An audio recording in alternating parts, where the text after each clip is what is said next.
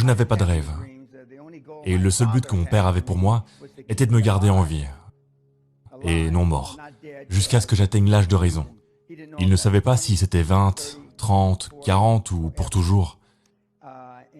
Et je ne me suis pas vraiment fixé d'autre objectif que de rester en vie. Parce que j'avais eu beaucoup d'ennuis. Quand j'étais au lycée, j'ai essayé de tuer mon professeur, entre autres choses. J'ai été expulsé non pas de l'école, mais du district. Il ne voulait pas me laisser aller à l'école du district. Et j'ai été arrêté et mis en prison 5 ou 6 fois. Puis je suis entré dans l'armée, et cela m'a redressé et fait de moi un homme. Mais ton père était policier. Mon père était un policier très en vue, un dur à cuire. Mais qu'avez-vous appris de lui? J'ai appris la discipline, la concentration, l'honnêteté, les règles de base. Donc ce n'était pas un rêve quand tu étais jeune? Non. J'ai eu des ennuis, comme nous tous. J'ai eu des ennuis. J'ai fait des choses horribles. Je me suis battu, j'ai battu des gens, j'ai blessé des gens. J'étais très bon à cela. Dans ce sens, j'étais un grand artiste. Je pouvais très bien expulser les gens. Tu étais un battant. Correct. Comment se retrouve-t-on à Wall Street? Par la grâce de Dieu, après avoir atterri dans l'armée, je suis sorti 4 ans plus tard en tant qu'officier. J'étais en train de recevoir une grande récompense dans l'armée et il y avait un général 2 étoiles qui m'épinglait quelque chose sur la poitrine et il m'a dit « Tu sais, si tu étais dans le monde réel, Danny, tu pourrais probablement devenir riche. » Et j'ai eu ce déclic dans ma tête. Je n'avais jamais pensé à cela auparavant. Je ne savais pas à combien s'élevait $1 million. Sauf qu'à peu près à la même époque, un des autres jeunes officiers a hérité de $1,4 million. Et il payait à tous les officiers des boissons dans le club des officiers. Il a dit qu'il venait d'hériter d'$1 million. Et je lui ai dit de l'écrire pour moi. J'ai 22 ans et il a mis un tas de zéros. Je ne savais pas combien de zéros il y avait par million. Et puis le général a dit que si vous sortiez dans le monde réel, Dan, vous pourriez probablement gagner beaucoup d'argent. Alors en une semaine, j'ai pris les mesures. J'ai pris les papiers pour être un militaire permanent afin de prendre mon départ.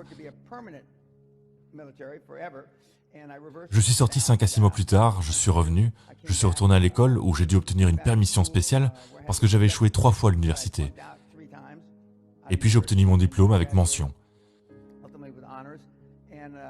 Je voulais aller là où il y avait des actions. Et les actions à cette époque, en 1972, c'était à Wall Street. D'une manière générale, la plupart d'entre vous n'ont pas confiance en eux. Vous avez une faible estime de soi. Aucune confiance en vous. Vous avez l'air d'une merde. Et vous vous habillez comme une merde. Et vous attribuez au XXIe siècle la raison pour laquelle vous êtes habillé comme ça. Il y a 25 ans, si vous veniez à un séminaire comme celui-ci, vous portiez tous un costume et une cravate. Il y a 40 ans, les femmes porteraient des chapeaux.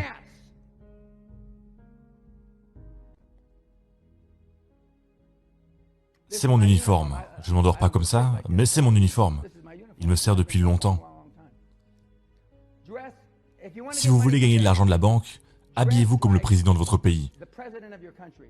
À moins que vous ne veniez du Pakistan ou de l'Inde, habillez-vous comme le président ou le premier ministre de votre pays.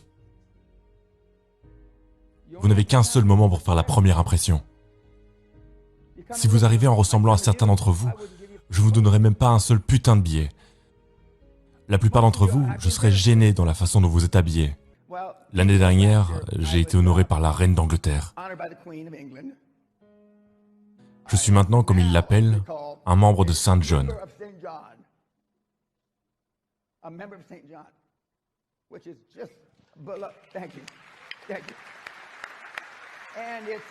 Qui est dérivé d'un templier.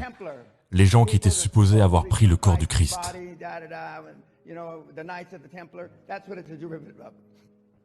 Mais pour un enfant de l'Est de Los Angeles, qui a presque tué son professeur, est-ce que je pensais à tuer le professeur? Non.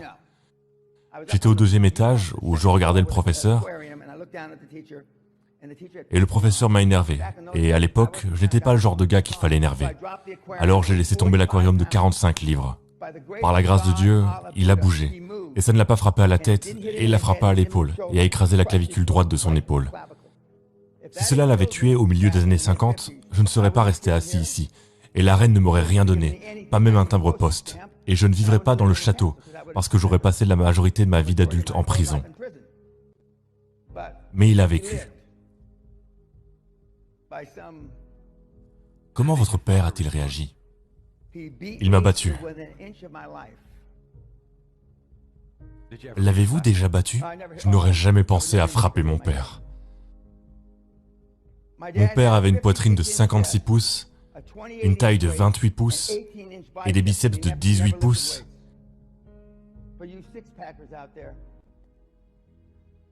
Et il n'a jamais soulevé de poids. Il était un gymnaste entièrement américain au lycée. J'ai des frissons rien qu'en pensant à le frapper. Je veux dire qu'il m'aurait tué. Si je pars d'ici avec quelqu'un qui m'aime, j'ai échoué.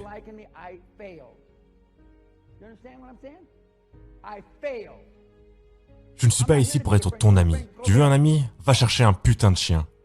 Je suis là pour te traîner jusqu'à la ligne d'arrivée, quoi qu'il en coûte. Et il n'y a pas mieux que moi pour le faire, comme on l'a démontré.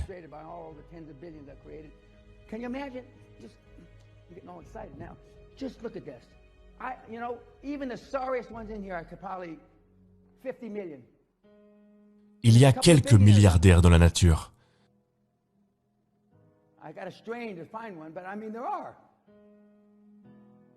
Les experts diraient qu'il y a au moins 2 ou 3 milliardaires dans cette salle. Potentiellement. Oui, monsieur.